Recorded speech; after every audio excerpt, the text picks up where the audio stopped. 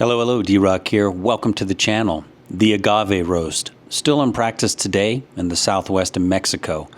No doubt this was a sacred tradition in the past. As I continue my explorations into the mountain ranges of the northern Mojave Desert, I search out the remnants of this ancient tradition.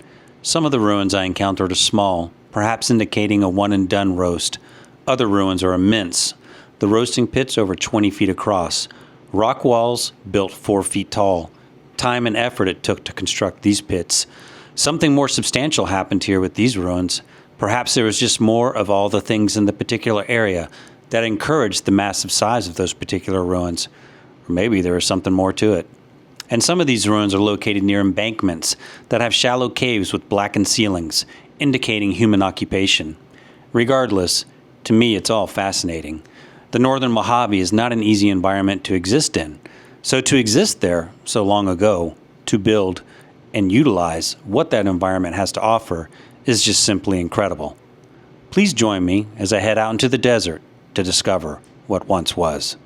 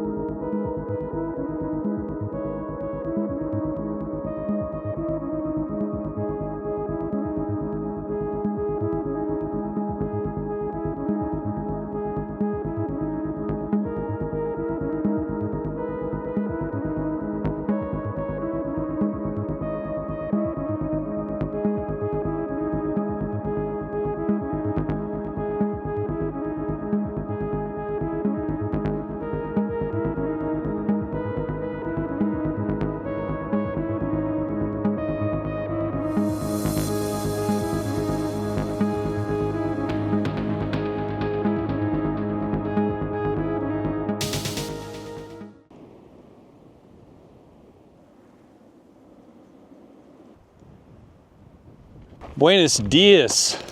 So I'm back out in the Mojave, the low desert, and I'm on my way. I'm working up an ATV track. So you can see my truck right here where I'm pointing at. I'm gonna go up here quite a ways. There's a big drainage I'm kind of running parallel with. And I'm gonna park and then I'm gonna start walking to try and find what I believe to be some of these large agave roasting pits out here.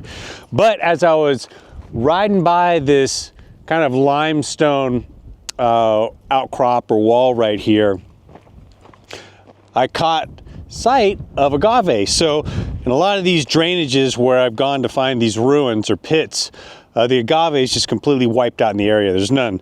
So I wanted to show you what the agave looks like that was being utilized more than likely for a food source. And here's an example right in front of me.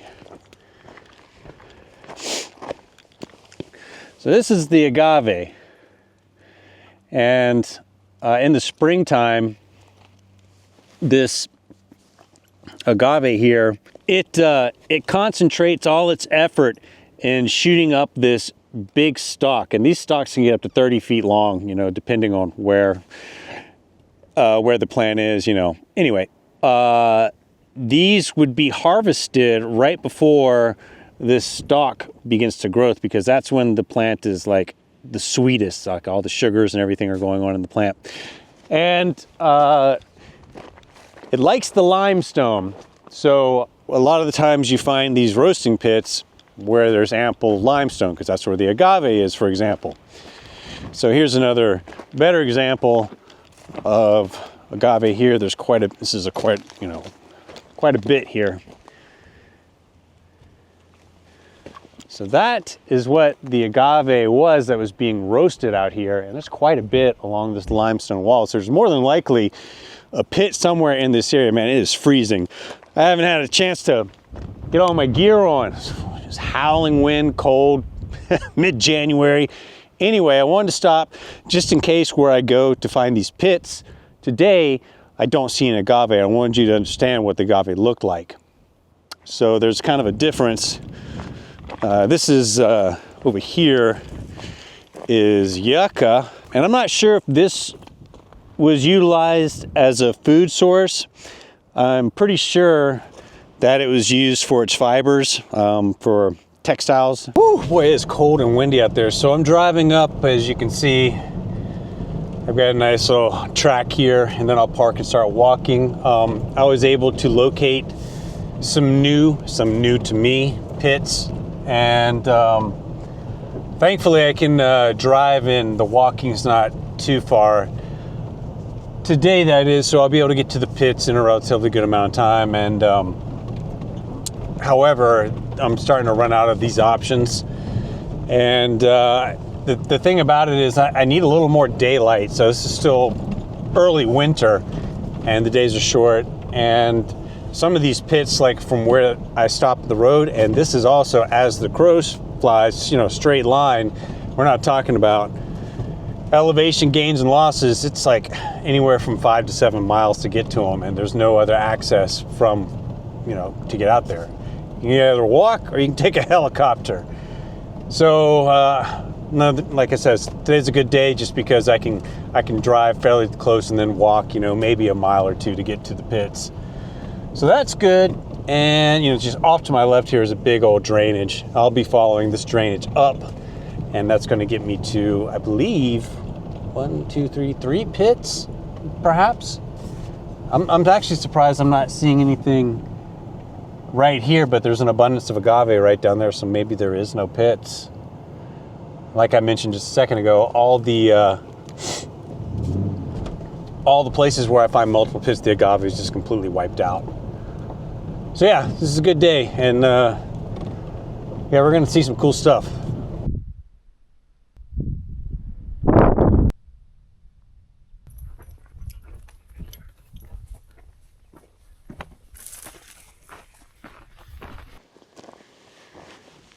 All right, on the move. So I'm down in this big drainage. There's a big old burrow or something. And we're gonna make our way to the first pit of the day. Hopefully I've got these marked correctly on my map. And this is good. So sometimes when I drop down these drainages, the walls along the drainage actually can get pretty high, and they get hollowed out, and they could actually, maybe we'll encounter another shallow cave that people were hanging out in. I knew it. I knew there had to be a pit on this wash, and I didn't find this with Google Earth. I was actually just walking the wash. As you can see, it's coming up, and I saw it. That's a pit. It's a small one. The white limestone gave it away. Yep, see, so that's all. The limestone rocks turn white after there's been a cook. So they used limestone because it, well, that's what's readily available in the area, but it's good for heat. And once it gets hot, of course, it cracks and turns white. Now, another thing to take into consideration is I'm not seeing lots of charcoal because these pits were covered in earth.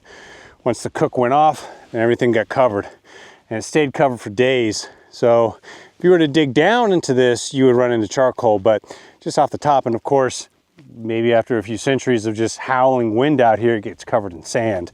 So that's why a whole bunch of charcoal is not readily visible. But, all right, well, we just found a pit. Didn't even know this one was here. I knew there had to be a pit because there's agave all over these cliffs right here. Absolutely fantastic. All right, well, that's one pit today. This is actually pretty big.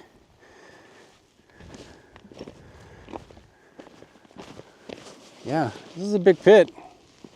Back out a little bit. Sorry for the shadow. It's just, I caught this coming up the wash. The white rocks gave it away. Nice. Yeah.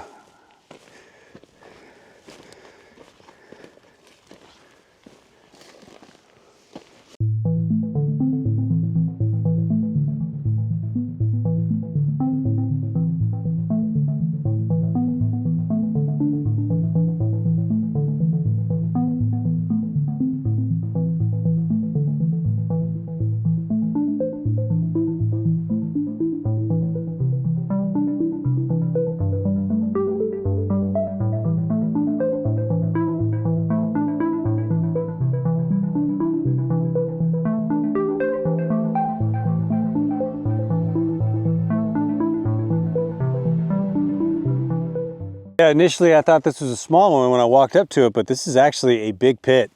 And once again, this part of the pit here is level with the side, and then it comes out. This other part was built up. So this is a lot larger than I initially thought. So this all had to be built up by hand. And once again, when you look around, to cook off a big pit like this, it takes a lot of fuel. And when you look around, I mean, there's not like lots of hardwood available right here. And maybe that's the reason why all this was used as a resource to fuel these big cooks. And then, of course, does it grow back? Can't say. I mean, there isn't even any creosote here. There's creosote on the other side. That's not creosote. Creosote's on the other side, but there's no creosote right here. So, well, there's some way in the distance. Yeah, there's some up there, I guess. So I'm just trying to picture it in my head how much fuel was needed to touch off these big cooks. I mean, it would take a lot. Get a big roaring fire, put all the yucca in. I'm sorry, not the yucca, but the agave, and then cover it all up, come back in a day or two, and then feast. It had to be really very impressive to see all this. And these pits are everywhere. So this was every spring, you know, these cooks would go off. Yeah, I was actually a little surprised farther down when I came across all the agave I saw. So I may make mistakes when I'm talking about agave and yucca and all this. I'm not a professional when it comes to plant identification and stuff like that. So I'm learning as I go. And yeah, it's fascinating, absolutely fascinating. So wow, we just found another pit.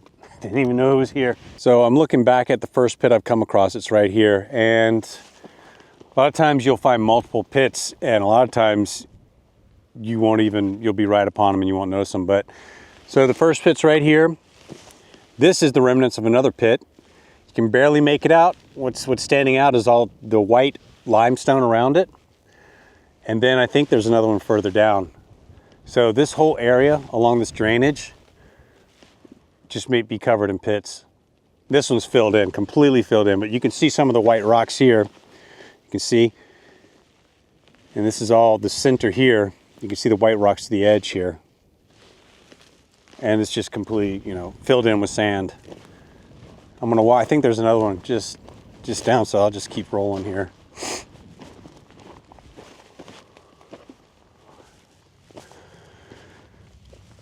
Yep. Oh, this is the remnants one. There's another one. Oh my God. Straight ahead. The last two I just came across are pretty much filled in with sand. This one's pretty obvious.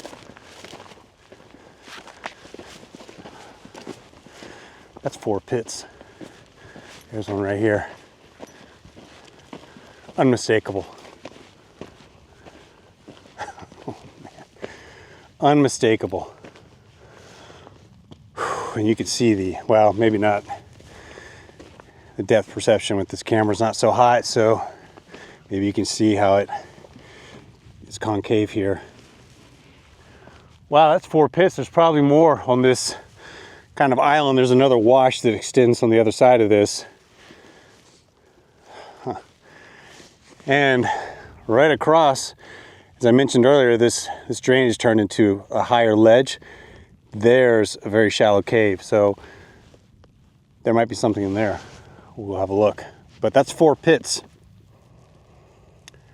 That's exceptional. Maybe, I don't know.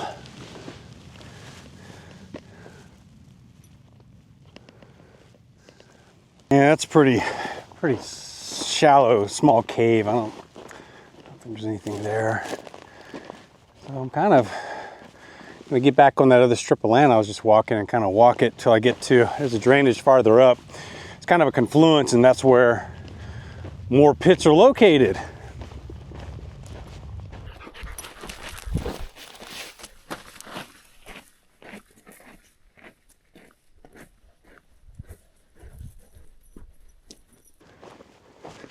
So this one right here looks like the edge of a massive pit. You can definitely tell by all the white limestone rock here. I think this one was destroyed. You can see really, it's just so visible right now, but I think there was some flooding and it just wiped it all out right here. Kind of just carried it away. Because this one would have been massive. It just would have been huge. And this is a very wide drainage, but if enough water comes through, it's just going to push this all out. So I think this one was destroyed by a flood. And then, look at that, some big rocks right beside it. Just down from that one would just be absolutely massive. It's huge. And then there's another one. This is all pits right here. Here's a huge one here. Unmistakable. And you can see in this one, without a doubt, as we drop into the center, that's from fires. And as we come up, make our way, here is a massive one. Look at how deep this is.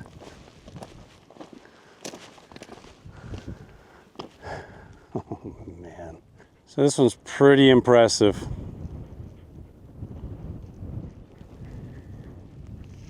And there's multiple pits. And this is a massive one. There's another one here, another one, then that other massive one that was probably washed out by the flood.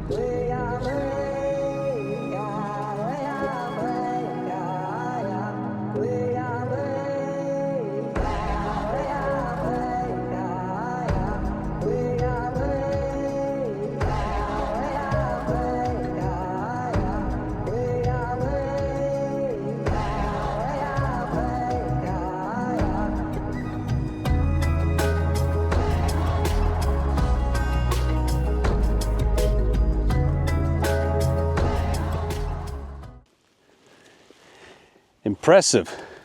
So I think there's something on the top of this ledge over here. So I'm gonna go have a look. Maybe the remnants of an older pit. We're gonna have a look, and then we're gonna make our way to the next set of pits, which is, I don't know, maybe a mile or so further up the wash. This is good because on the way back, it's all downhill. So very nice. Fantastic day thus far. However, I haven't found any artifacts or lithic material of that nature, so it's interesting. I rarely do out here when I'm looking around these pits, and you would think otherwise. Sometimes I do. I've found arrowheads near the pits, but it's pretty rare. So I don't know. So that area with the big pit is just directly where my finger is down here. I've come back up, and there's remnants. There's another big pit up here on the top of this ledge here. This is another huge one. You can see the circumference with all the white rock. That's the baked limestone. It turns white. This is another huge pit here. It's completely filled in. Wow. I think there's actually a couple of them right here. I can back out, get an idea. That's the remnants. It's kind of flat right here, but as I move over in this direction, you can actually see a little more of a pronounced wall. So over here, there's three and a half pits. One of them exceptionally large. Just across the small drainage from them is another pit. I think there might be a couple here in this nice flat level area. So, wow, it's just fascinating. So as I'm looking here, I don't see any banana yucca. I've only seen one little cluster of banana yucca this entire time. No agave in here. The agave is going to be up in the limestone cliffs. And what's right in front of me, this is the Mojave yucca. I do believe this was a food source, so if you look on this, this is where all the fruit, this produces all the fruit. This stalk right here, it's dried fruits and flowers. I think both those were edible. And obviously, like I mentioned earlier, this one was especially used for the fibers. It's got wider leaves here than the banana yucca. And the tensile strength of these fibers is, it's actually incredible. It's extremely strong. So, you know, they would use that to make all types of textiles, perhaps sandals, garments, anything of that nature, you know, sewing and stuff like that, I believe. So another very useful plant here that did have some, was also possibly a food source with the fruits and the flowers, I believe. I don't know if it was roasted. I don't think it was roasted, but like I said, I'm not a professional. I don't know this for certain, 100% certain. Yeah, that's another massive pit there. All right, so I'm gonna continue on to the final cluster of pits. It's going to be up this drainage and then around that corner in the distance there. So far, what am I at? 4, 8, 8.5 pits. That's you know, these big ones they weren't built in a few minutes. It's impressive, very impressive. And I think I am right in front of a pit right there. So it certainly looks like it. Which is interesting, it's built on the side before this goes up. Easily distinguishable with that white rock, the limestone. There it is. Big wall of rock. There's the center. Oh, it's just crazy, man. So I'm sure the camera's not picking this up, but that pit is right at the end of that point of land right there. So I've come across, and I think there's one more. It's right in front of me. Yep, sure is. And there's another one. There's all the white rock. Good Lord. That's 10 pits today. Check out the center. Another massive one. Wow.